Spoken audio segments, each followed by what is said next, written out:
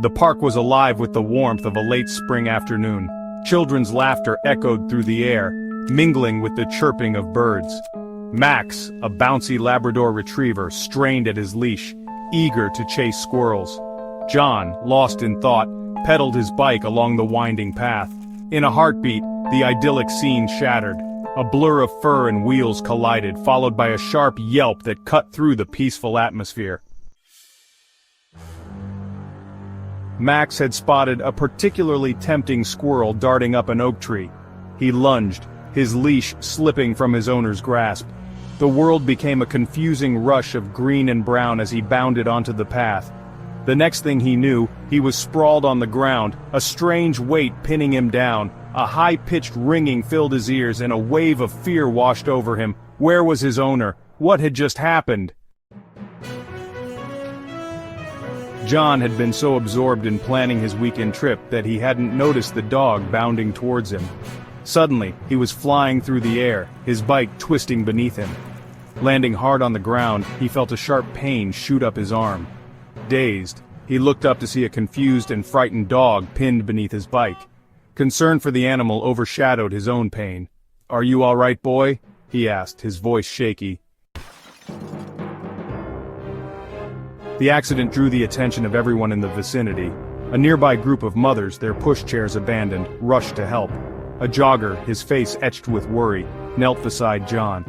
"Are you hurt? Do you need an ambulance?" John, still dazed, shook his head, his gaze fixed on the dog. He could sense its fear and wanted to reassure the poor creature.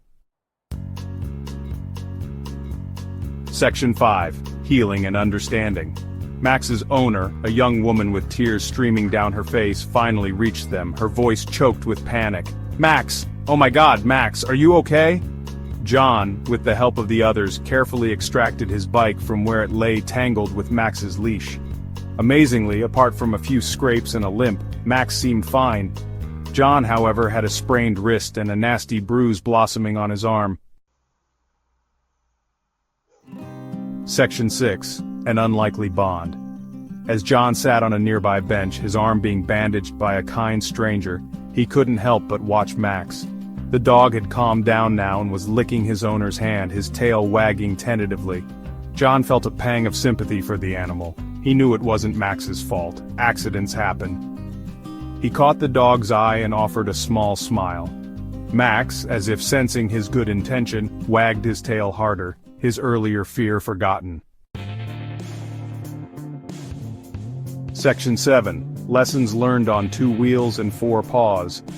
The accident, though frightening at the time, served as a stark reminder to everyone about the importance of being aware of their surroundings.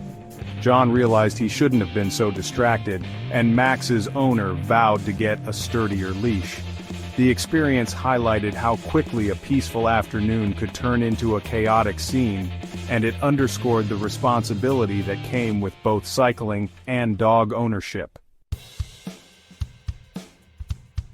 Section 8. A Shared Path Forward. Life, as it always does, returned to normal. John's wrist healed and he was back on his bike, albeit a little more cautiously. Max, his exuberance undimmed, continued to chase squirrels in the park, his owner keeping a firmer grip on his leash. The accident, once a source of shock and pain, faded into a memory, a shared experience that brought a diverse group of people together, however briefly. Section 9. Your Stories, Our Connections. Have you ever experienced or witnessed a similar incident? How did it change your perspective? Share your stories in the comments below. Let's learn from each other and create a safer environment for everyone who enjoys the simple pleasures